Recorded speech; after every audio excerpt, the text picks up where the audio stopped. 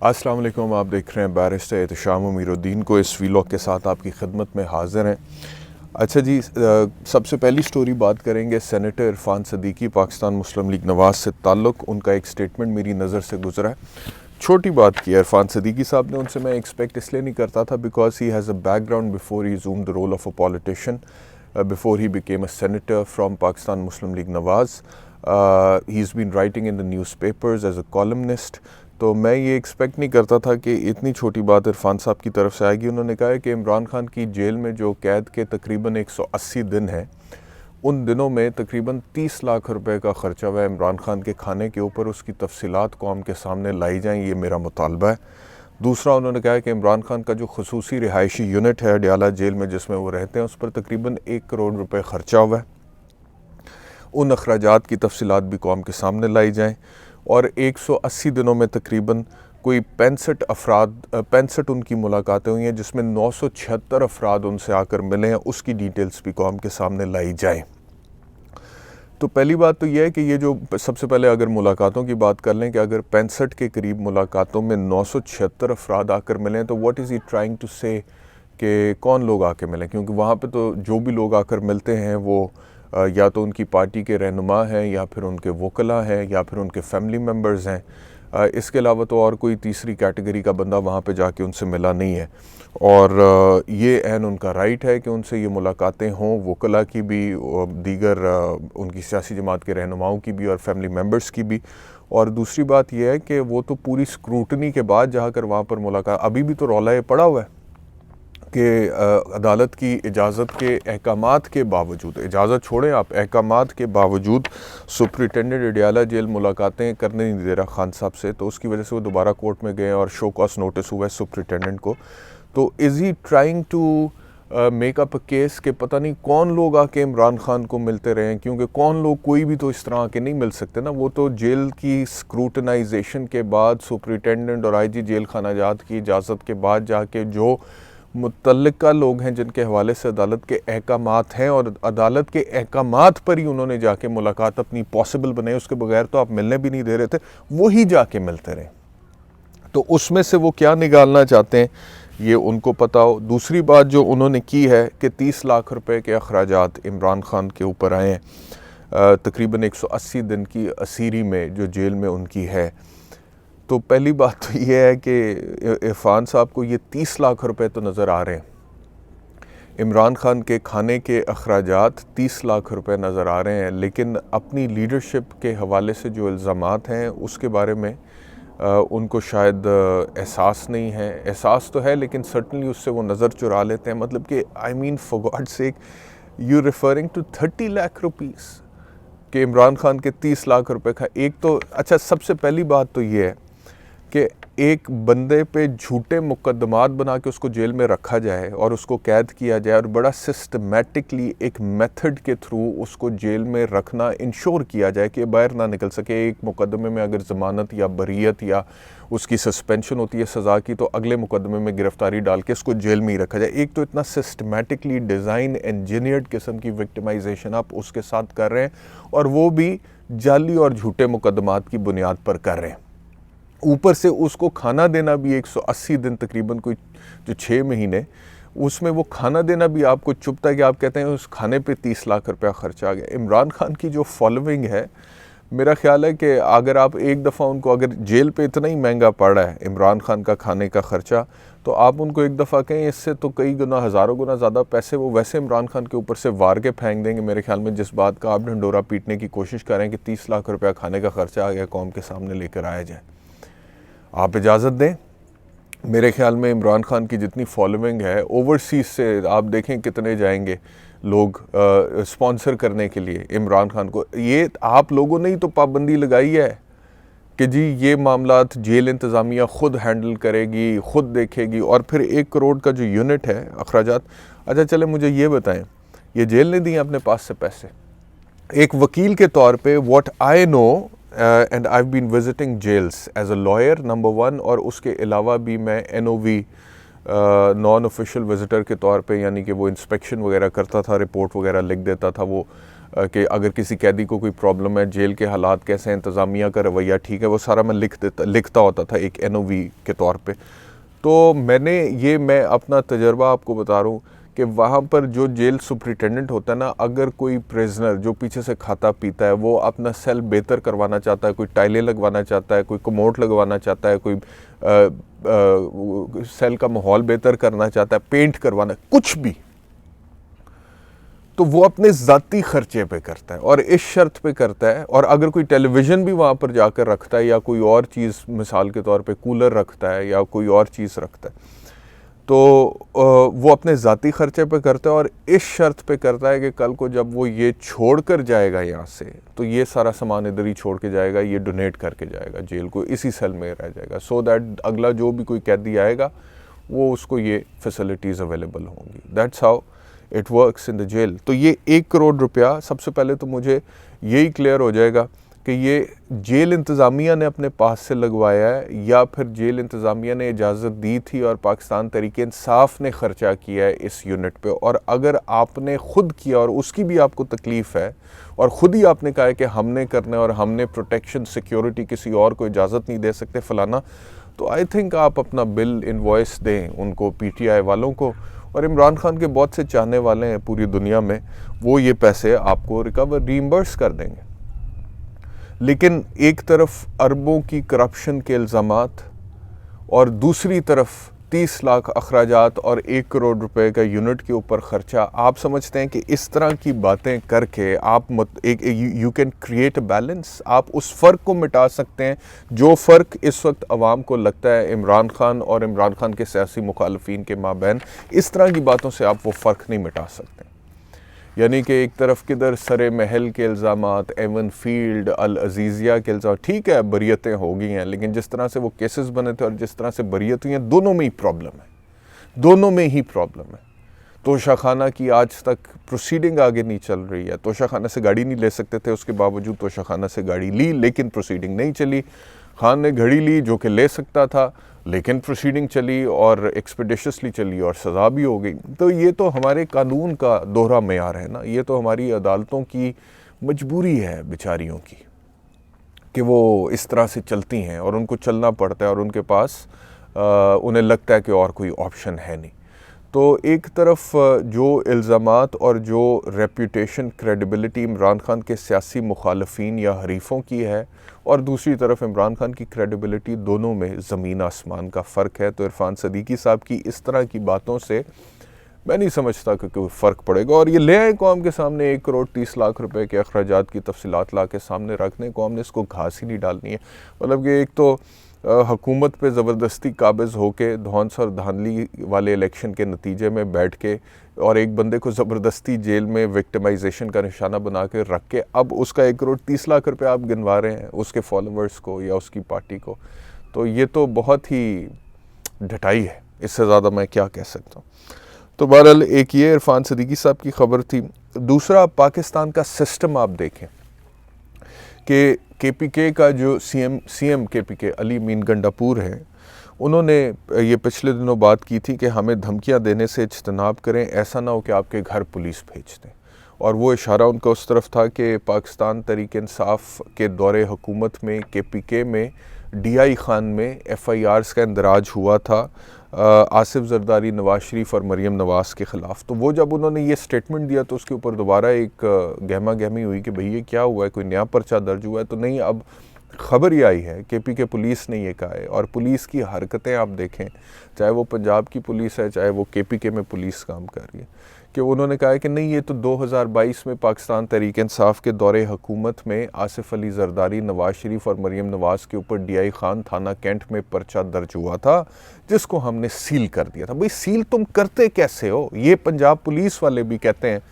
जब अब मेरे मुंह में अल्फाज कुछ और आ रहे थे, लेकिन जब इन्होंने ये वाला अब क्या मेरे मुंह में दोबारा वही अल्फाज आ रहे हैं, लेकिन मैं खैर आई एम एक्सरसाइजिंग रिस्ट्रेंट, कि जब इन्होंने ये हरकत करनी होती है ना कि इन्होंने एफआईआर दर्ज करने के बाद मुलजिम को ये हक दिए बगैर कि उसे पता हो कि उसके ख़िलाफ़ क्या चार्ज है या एफआईआर है, ताकि वो मुतलका अदालत से रब्ता करके ज़मानत के लिए अप्लाई कर सके, उसको ये हक नहीं देना इन्होंने, और एक क्लैंडस्टाइन मैनर में, सीक्रेट मैनर में एफआईआर का इंदराज रखते हुए उसको एकदम छापा मार के गिरफ़्तार करना है, which is against the spirit of law. तो ये इन्होंने करना हो तो फिर ये टर्म इस्तेमाल करते हैं जी, एफआईआर सील है सर, हम कॉपी नहीं दे सकते। भैया आपके वालिद साहब का राज है इस मुल्क में कि एफआईआर आप सील कर देते हैं, करते हैं तो किस बुनियाद पे करते हैं, कैसे करते हैं, किसके ऑर्डर से करते हैं, किस कानून के तहत करते हैं। तो बहरहाल केपी के पुलिस ने भी वही बात की, उन्होंने कहा कि वो एफआईआर्स सील्ड हैं। एक एफआईआर है वो डीआई खान के थाना कैंट में दर्ज हुई थी, पाकिस्तान तहरीक इंसाफ के पिछले दौरे हुकूमत में हुई थी, और वो सील्ड हैं, लेकिन उसके अंदर इतनी तफसील उन्होंने अब बता दी है कि गद्दारी के मुकदमात हैं। ये भी पाकिस्तान जैसे मुल्क में हो सकता है। एक तो ये पाकिस्तान में हो सकता है जिस तरह हुकूमत बनी है, जिस तरह आसिफ अली जरदारी सदर, मरीम नवाज शरीफ चीफ मिनिस्टर और शहबाज शरीफ प्राइम मिनिस्टर बने हैं, ये भी पाकिस्तान जैसे मुल्क में हो सकता है। और ये भी पाकिस्तान में ही हो सकता है कि सदर, sitting president, sitting prime minister और सिटिंग चीफ मिनिस्टर के ख़िलाफ़ मुकदमा दर्ज और सील्ड है एक दूसरे सूबे में, क्योंकि वहाँ पे एक दूसरी सियासी जमात की हुकूमत है। I mean where is the law, where is the rule of law? There is no rule of law in Pakistan. तो हमने मतलब कि बहुत बड़े पैमाने पे ज़्यादती हुई है खान साहब के साथ, पीटीआई के साथ, उनके साथियों के साथ, उसके ऊपर आवाज़ भी उठाई है, अभी तक उठा रहे हैं, आगे भी उठाते रहेंगे, लेकिन जो गलत प्रैक्टिस है वो गलत प्रैक्टिस है। और अगर केपीके में, डीआई खान में, थाना कैंट में जरदारी और नवाज शरीफ और मरीम नवाज़ के ख़िलाफ़ भी गद्दारी के मुकदमात दर्ज हैं और वो एफआईआर सील्ड है, और उसकी बुनियाद पर अली मीन गंडापुर साहब धमकी दे रहे हैं, तो हो सकता है कि उनके वर्कर्स या पाकिस्तान तहरीक इंसाफ के फॉलोअर्स की नज़र में वो जस्टिफाइड हो कि जी हमारे साथ बड़ी ज़्यादती हुई है तो हम ये करने का हक़ रखते हैं, या हमने बड़ी फेंटी खाई है, मार खाई है, तो हम भी ये करने का हक़ रखते हैं। लेकिन वो उनकी सोच है। मैंने देखना है एक कानूनदान या एक वकील या एक कॉन्स्टिट्यूशनल लॉयर की हैसियत से, एक पाकिस्तानी शहरी की हैसियत से, and I can not justify this. So therefore जहाँ पे मैं उसकी मजम्मत करता हूँ जो कि खान साहब के साथ या पीटीआई के साथ हो रहा है, मैं इसकी भी मजम्मत करता हूँ। और ये एफआईआर्स का इंदराज एक दूसरे सूबे में और उस एफआईआर को फिर पेंडिंग रखना, सील रखना, और सिटिंग प्रेसिडेंट और प्राइम मिनिस्टर और चीफ मिनिस्टर, चाहे वो धांधली के नतीजे में ही बने, वो एक अलहदा बहस है, लेकिन चाहे वो कुछ भी ना होते, वो ना प्रेसिडेंट होते, ना प्राइम मिनिस्टर होते, ना चीफ मिनिस्टर होते, लेकिन उसको सील रखना और गद्दारी के मुर्तकिब उनको ठहराना एफआईआर में, मैं समझता हूँ कि ये मुनासिब नहीं है। तो लेकिन ये पाकिस्तान में अब देखें ना, जब इतने बड़े पैमाने पे आप कानून को पामाल कर देते हैं, उसकी खिलाफ वर्जी करते हैं, उसकी कोई वक़्त, हैसियत, औकात ही नहीं रहने देते हैं, अदालतों को आप सिर्फ पपेट्स बनाने की कोशिश करते हैं और चंद अदालतों के थ्रू गलत फ़ैसले लेते हैं, और उन फ़ैसलों के ज़रिए आप सियासत को मैनिपुलेट करने की कोशिश करते हैं, मैनूवर, कंट्रोल करने की कोशिश करते हैं, उन फैसलों को as a tool, as a weapon इस्तेमाल करते हैं, उन जजों को as a tool, as a weapon इस्तेमाल करते हैं। पाकिस्तान के एक मकबूल तरीन लीडर को पाबंद सलासल करने के लिए उनको इस्तेमाल करते हैं, और पूरी कौम उसके ऊपर सरापाए एहतजाज होती है कि यार ये कोई एक्सप्रेसली है, कोई इम्प्लाइडली है, क्योंकि लोग डरते भी हैं, लोग खुल के बात भी नहीं करते, सामने भी नहीं आते। तो एक पूरा एक हॉक्स है, मतलब कि एक पूरा एक ड्रामा, सर्कस, एक फ्रॉड है पूरा, जो आपको नज़र आता है पाकिस्तान में एक बहुत बड़े पैमाने पर हो रहा है, ठीक है, और वो हो रहा है और वो चल रहा है और वो जा रहा है, और फ़िलहाल कोई पूछने वाला नहीं है सिवाय वक्त के। इस सारे मामले को जब ब्रेक लगेगी तो ये वक्त की ब्रेक लगेगी, और वक्त बदल जाता होता है, वक्त एक सा नहीं रहता, इंसान बदल जाते हैं, पोस्ट बदल जाती हैं। आज हम बैठकर यहाँ पर एक ही सांस में अयूब खान से लेकर प्रेजेंट डे इस्टेब्लिशमेंट की बात कर लेते हैं, लेकिन एक टाइम था जब अयूब खान के दौरे हुकूमत में वो लोग जो वो दौर जी रहे थे, उन्हें लगता था यार बड़ा लंबा टाइम है, 10 साल 11 साल अयूब खान साहब के, पता नहीं गुजरेगा भी नहीं गुजरेगा, कब ख़त्म होगा। गुजर गया, इसी तरह ज़ियाउल हक का गुजर गया, इसी तरह मुशर्रफ साहब का गुजर गया, इसी तरह बाजवा साहब का गुजर गया, इसी तरह मौजूदा दौरे इस्टेब्लिशमेंट भी गुजर जाएगा। And then it will just be a record in the books of history to be talked about. और जिसके बारे में लोग अपनी राय देंगे। तो ये सिर्फ वक्त के अलावा फ़िलहाल नहीं लग रहा कि इसको कोई भी ना अदालत पूछ सकती है, ना आइन पूछ सकता है, ना कानून पूछ सकता है। तारीख़ पूछेगी और अपने वक्त पे पूछेगी, वो टाइम लेती है इवॉल्व होने में, इर्तिका के अमल में, तो वो अपना टाइम ले रही है। तो यही है इस वक्त, लेकिन ये आएगा ज़रूर, ये बदलेगा ज़रूर। इमरान खान इस वक्त जेल में बैठे हुए हैं। कई दफ़ा मुझे ख्याल आता है, मैं सोचता हूँ यार बड़ी ज़्यादती कर रहे हैं खान के साथ। मतलब कि इमरान खान की अपनी जो भी फ़ैसले हैं वो अपनी जगह पे हैं, जो उन्होंने सोचा कि जी मैंने ऐसे ही फेस करना है मामलात को, तो वो उनकी अपनी सोच है ना।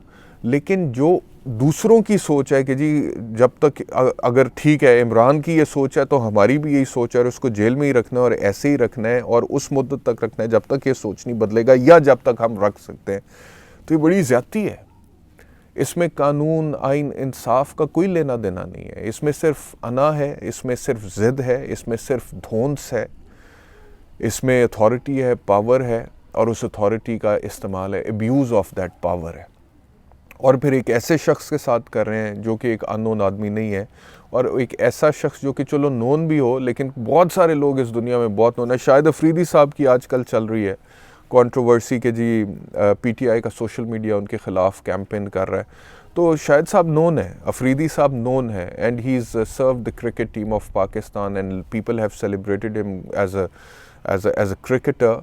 लेकिन उसके बावजूद नोन होने का मतलब ये नहीं है that he is done something extraordinary for the country, for the people of the country. Imran Khan has done some extraordinary things for the country and for the people of the country, not just at the national but also at the international level. चाहे वो आप शौकत खानम की बात करें, आप नमल university की बात करें, या फिर आप खान का जो एक स्टैचर है या उसकी जो फॉलोइंग इंटरनेशनल लेवल पर है उसकी बात करें, he has done some extraordinary things for the country. Afridi साहब ने उस लेवल पे नहीं किए, तो वो नोन हो सकते हैं लेकिन उनकी वो खिदमात नहीं हो सकती हैं मुल्क के लिए जो इमरान खान की हैं। तो ऐसे बंदे के साथ ये करना कभी कभी मुझे ख्याल आता है कि बड़ी ज़्यादती है, और ये करने के लिए भी दिल गुर्दा चाहिए, एक ख़ास सोच चाहिए, एक ख़ास ज़हनीत चाहिए, एक ख़ास लेवल की इंसेंसिटिविटी चाहिए, लेकिन वो है, वो एग्जिस्ट करती है और उसको फॉलो किया जाता है और उसको किया जा रहा है फॉलो। तो अपने अपने वक्त पे हर कोई शख्स अपनी अपनी गेम खेल जाता है और गेमें खेली जाती हैं और चलती हैं, लेकिन फिर वक्त बदलते हैं। मैं तो ये जानता हूँ तारीख़ के तालिब इल्म की हैसियत से, तारीख़ का मुशाहिदा करता हूँ, देखता हूँ, और इमरान खान का वक्त मैं बदलते हुए देख रहा हूँ। आने वाले दिनों में इमरान खान को मैं जेल की सलाखों से निकलता हुआ, जितने मर्ज़ी ये राना सनाउल्लाह साहब स्टेटमेंट्स पास कर लें कि इसका वजूद ही ख़तरनाक है, देखें अब कितनी फजूल तरीन बात है, इससे मिलती जुलती बात की है, ये बात की है कि जी इसका वजूद ख़तरनाक है, ठीक है। तो what are you trying to imply, what are you trying to imply? Shame on passing such a statement, ठीक है। तो लेकिन इमरान खान का वक्त मैं बदलते हुए देख रहा हूँ। इमरान खान को मैं इस फेज़ के बाद दोबारा उभरते हुए देख रहा हूँ, क्योंकि इमरान खान सियासी तौर पर डूबा नहीं है। इमरान खान को फ़िज़िकली आपने पकड़ के मुक़य्यद ज़रूर कर लिया है जेल की सलाखों के पीछे, उसका चेहरा ज़रूर लोगों की नज़रों से ओझल कर दिया है, ज़ोर ज़बरदस्ती से, पॉलिटिकल विक्टिमाइजेशन के ज़रिए, धौंस धांधी से बनाए गए मुकदमात के ज़रिए, लेकिन सियासी तौर पे he still there in the minds and hearts of his followers. तो ऐसा बंदा दोबारा उभरता है, रेस करता है, और जो उसके ख़िलाफ़ केसेस थे जो आपने उसमें से निकालना था आपने निकाल लिया। आपने आ जाके उस साइफ़र में से 10 साल की सज़ा निकाल लिया, तोशा खाना में से 14 साल की लगा ली है, इद्दत के केस में 7 साल की निकाल ली है, और वो जिस तरह से केसेस के फ़ैसले हुए कोई भी सज़ा सस्टेनेबल नहीं है। तो वो उसने इवेंचुअली वन डे और the other he is going to get the relief from the superior courts of the country. अब आ जाके जो बचता है वो 9 मई बचता है, तो 9 मई में भी मेरे ख्याल में जितना भी जोर लगाएंगे, क्या करेंगे, क्या कर लेंगे 9 मई में? मतलब कि जितना भी आप जोर लगा लेंगे, ये 14 साल तक की तोशा खाना में इससे ज़्यादा की नहीं सज़ा आप कर सकेंगे, जितना भी जोर लगा लेंगे। और उसके भी वो भी कन्विक्शंस जो होंगी अगर, तो वो ऐसे ही उड़ेंगी जैसे कि बाकी मुकदमात के हवाले से मैं बात कर रहा हूँ। सो कितनी देर जबर पर मबनी इस कैद को आप इमरान खान पर मुसल्लत रखेंगे? नहीं रख सकते। नहीं आगे चल सकते। तो बहरहाल ये दूसरी बात है जो कि मैं इस वीलॉग में करना चाहता था। तीसरा, वो शाहिद अफरीदी साहब के साथ पता नहीं क्यों अब ये मामला चल रहा है, क्योंकि मैंने तो बीबीसी का वो आर्टिकल पढ़ा है। उस आर्टिकल में वो कहते हैं कि शाहिद साहब ने वो बात कही नहीं है जिसका इल्ज़ाम उनके ऊपर लगाया जा रहा है अफरीदी साहब पे, कि जी 9 मई के जो भी ज़िम्मेदारान थे, कप्तान, टीम समेत सबको इबरत का निशान बना दे।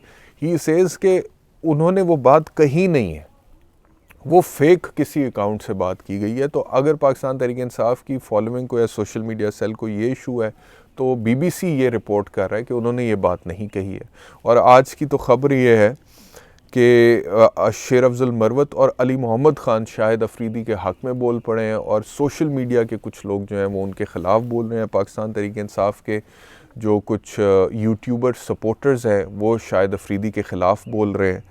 तो ये पीटीआई के अंदर भी इख्तलाफ हो गया इस बात पे, क्योंकि अली मोहम्मद ख़ान कह रहे हैं कि वो कौम का हीरो है, वो इमरान खान को भी हीरो मानते हैं हमेशा से, और शेर अफजल मरवत भी कह रहे हैं कि शाहिद अफरीदी ने ऐसी बात नहीं की है तो उनके साथ ऐसे ना किया जाए। तो ये है जी। गुलाम नबी मेमन दूसरी दफ़ा IG सिंध तैनात हो चुके हैं। जोड़ा बंदा रास आ जाए फिर उन्होंने छड़ी दा थोड़ी है, इतने ऐसे ही है कि अब वो कोई सिस्टम थोड़ी है कि नया बंदा लेके आए मेरिट के ऊपर। बहरहाल ठीक है, CM सिंध का प्रेरोगेटिव है, वो कर सकते हैं। और आखिरी ख़बर के सुई नॉर्दर्न गैस पाइपलाइंस लिमिटेड में साल में तीसरी बार गैस कीमतों में इजाफे की दरख्वास्त कर दी है। बहुत शुक्रिया वीलॉग देखने के लिए, अपना ख्याल रखिए, अल्लाह हाफ़िज़।